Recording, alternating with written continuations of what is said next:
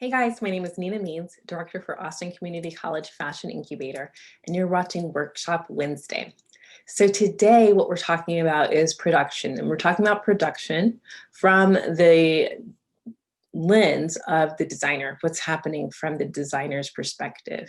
We're all about helping new young designers, emerging brands learn how to go to market. And so a part of our process of going through the product development cycle and understanding all the different components that it takes to get your product made eventually end up in something called production. So we've gone through the various stages.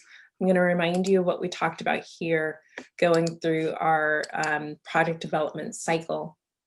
And this particular image is one that we've been talking about here together for some time now. So what we want to do is to share this just as a quick recap of what we've discussed so far regarding product development, and then we'll get into a little bit more about where we've ended up and what else you can kind of expect to see from us in the future. So, in terms of the process, we started with concept design, the sketch review, actually going through the tech packing process and passing that information for the purpose of making our first sample. So we want to capture as much information as we possibly can up front so that whenever we get the sample back, that we're able to determine whether or not it actually met our requirements or if some of the things that were actually done were better than what we requested. And so we're going to reconcile that particular garment to the design aesthetics, the measurements, the look, and even maybe refine the fabrications or some of the trim details.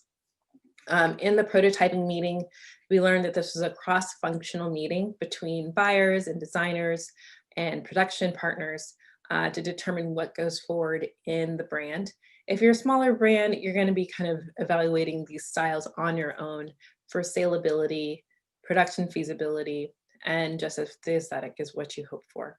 So, but this conversation is still happening regardless of who is at the table. I would recommend having at least one neutral party to help you make that final call, because it's so easy as the designer to get emotionally connected to your product and not think about who's going to buy it, how much it should sell for, and if the market is even ready for what you created. So this is really, really important. We talked about the prototype evaluation and what you do with that, whether it's to move forward with the style or to drop it. And so it just depends on how the product was executed, if it met your pricing requirements, if the style is what you were hoping it would be, if the fabrication makes it feasible to be able to produce multiple times. There's a lot of different things that may or may not provide the ability to move forward with the style. But we talked about that into very specific comments here. The approved sample for design and what to do with an approved sample, and then what happens at the fittings. So this is really key. We've gone through a lot of things. We've talked about some sourcing and some costing.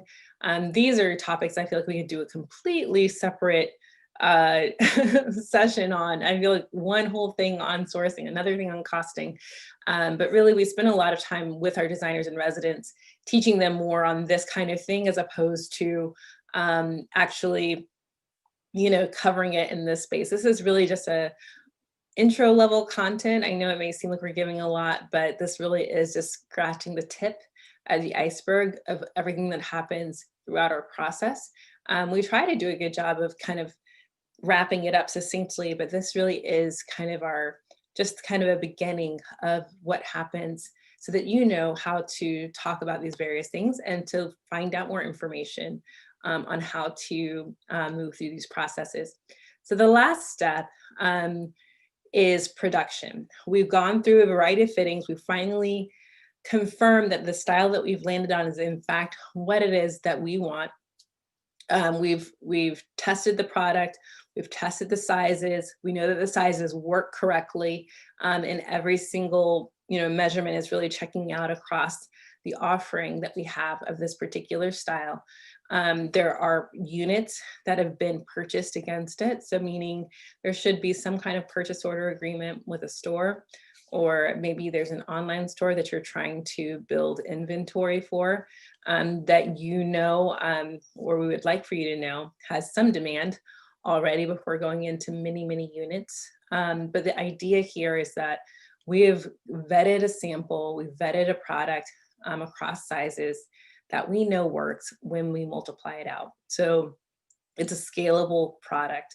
I don't have to just make one. It's not just for me and a friend or me and a couple of friends. This is now something where it's for me and anyone else who thinks that they would like to purchase it and buy into my brand. So production is really key, because whatever it is that you confirmed in your previous product offering, is really what you get. So you're not going to get another opportunity to come back and get more. It's just, it will be what it is. Anything that was left off or didn't make the cut, you won't see it magically in the production run. Vice versa, if there's something that you left on that you really wanted to remove, it will be included. And so this is why it's so important that going into production, that you know that the sample that you're going forward with accurately reflects what it is you want to see in the production run. You also want to make sure that the tech pack, which is really now your contract, is saying exactly what it is that you will accept in the finished product and what you won't. So it's really important to have those tolerances very clearly defined. So then you know that whenever you do your quality checks at the end, and sometimes you'll do a quality check at the beginning, you'll get like a top of production sample, say, here's what it's going to look like. And before we do the entire run, speak now or forever hold your peace. Typically, there's really no more speaking. It's just for reference. Here's your top of production sample.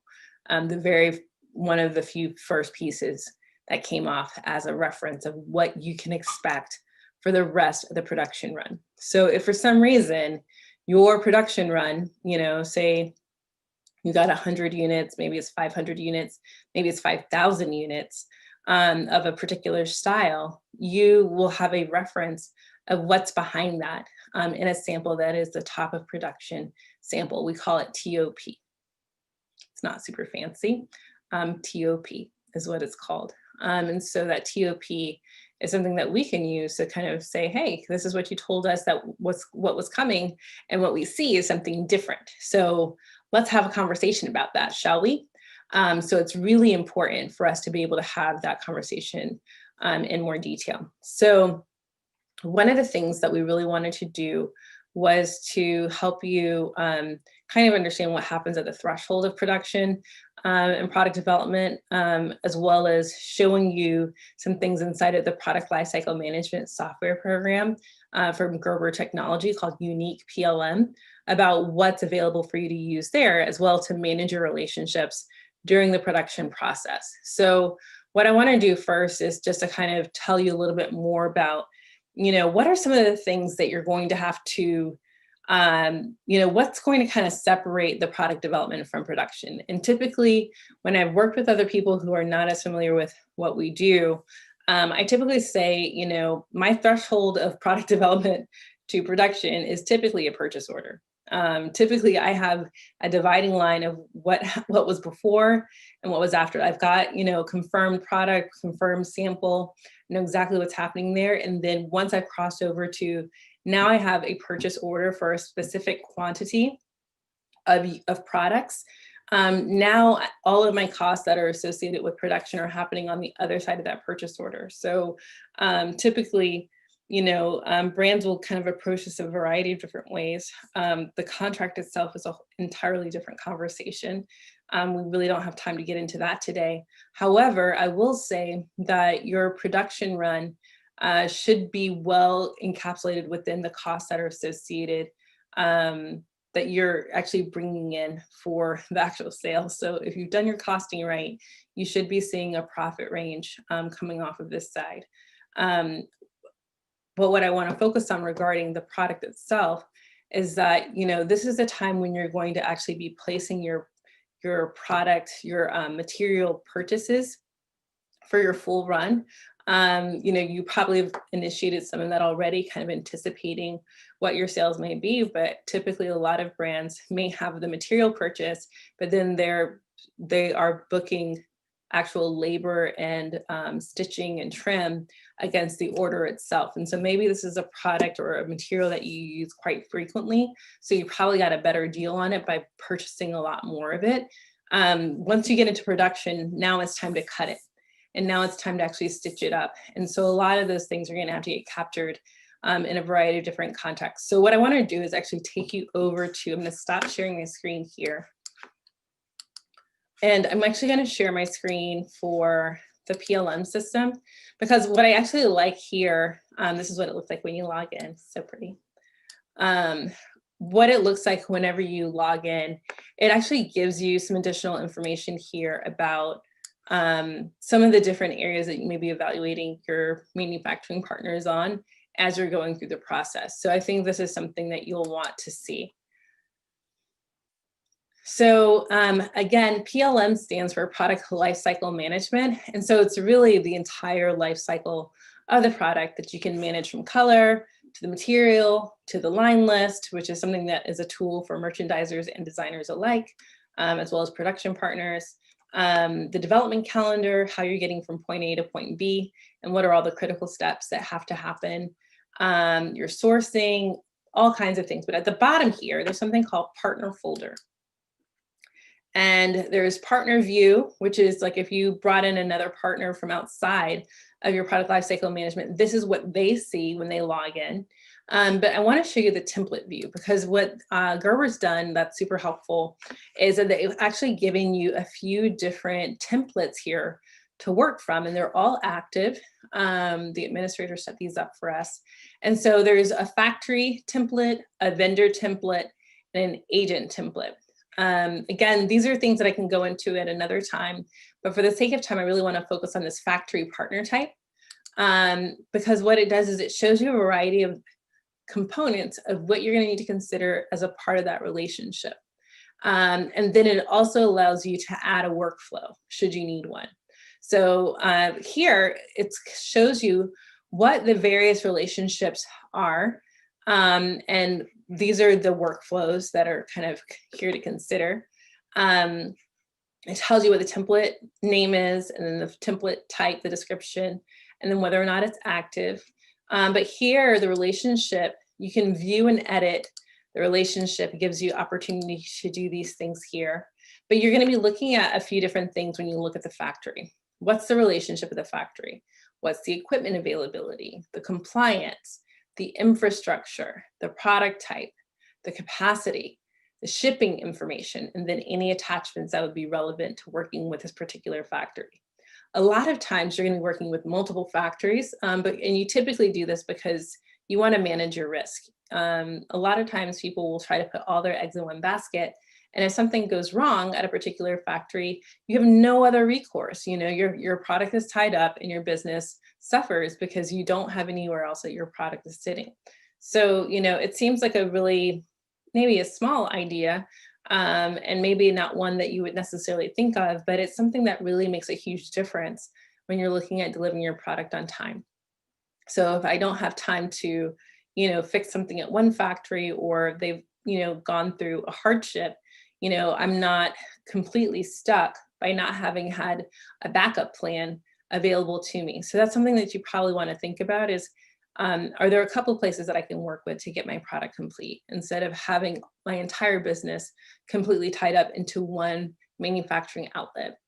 So the relationship here, let's see, if we were to go in and actually view the relationship, let's see.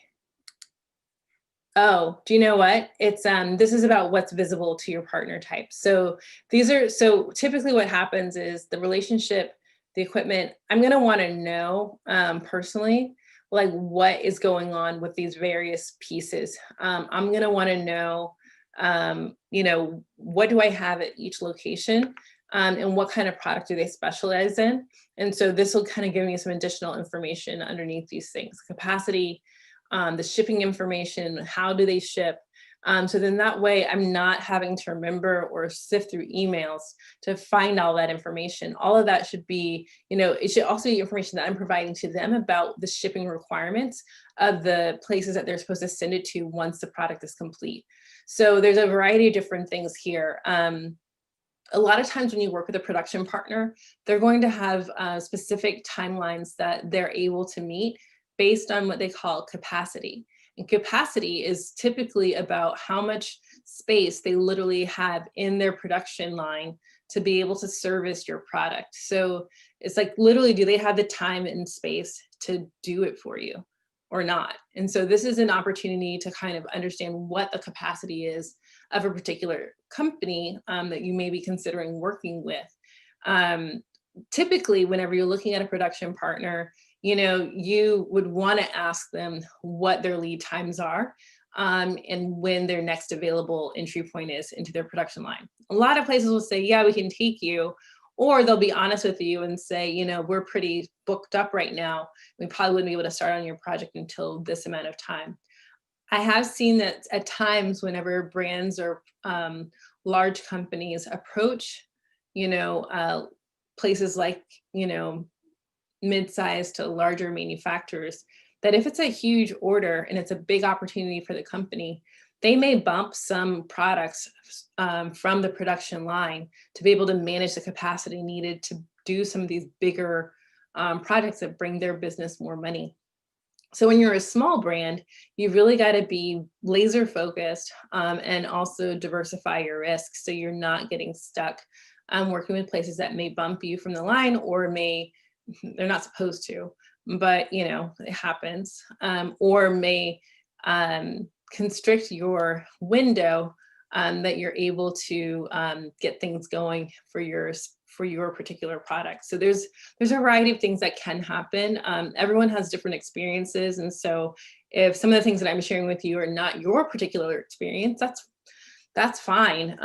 We're just sharing from our experience about things that we've seen in production and opportunities there are whenever you work with these various partners. So asking about capacity and availability is key to know whether or not it's appropriate for you to plan your product to go into that particular manufacturing space. These are things that we actually love that we can keep track of here inside of our product lifecycle management, because the more I can keep track of it, the better it is. And so it's helped me to know what I can expect from each partner and to be able to keep track of it without having to go back through a litany of emails. I'm sure, if you're going through your own personal inbox, you got a lot of things that are going on in a lot of different directions.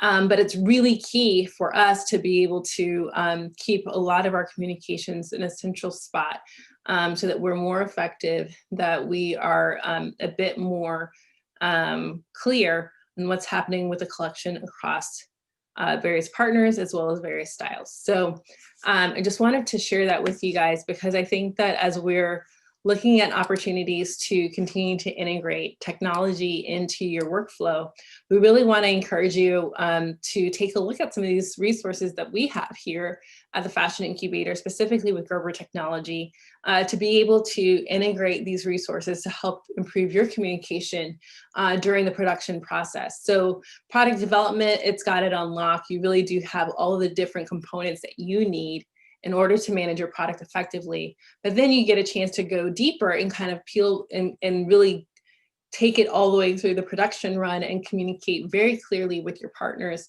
that are involved for a variety of different things. Your textiles, if you're working with an agent or a vendor who's helping kind of at a bird's eye view in a global capacity, you really can talk around the world with a platform like this. And so that's something that we're really excited to bring to you and to be able to share how you, even as an emerging designer, could afford and be more effective in your ability to scale by starting to integrate some of these processes early in your experience, early in your brand. So if you guys have any questions about how these things work, we'll be doing some PLM workshops earlier in 2021. And so keep your eyes peeled for opportunities to take that workshop. It'll help you understand how to use all the various components in the product lifecycle management software offered by Gerber Technology, unique PLM. And you'll get a chance to hear a little bit more from some of our industry experts on how to help build your brand. So I think you guys are going to really love these. Continue to check back in with us. We appreciate all of your comments regarding the various classes that we're offering. So we'd love to hear more from you about the kinds of topics that you'd be interested in hearing about in the future. Again, you know, if you guys have any questions, reach out to us on fashion.incubator@austincc.edu. We'll be posting all of our handles here at the end of the video, and feel free to reach out to us. We'd love to see more. We'd love to help you build your brand. Thanks.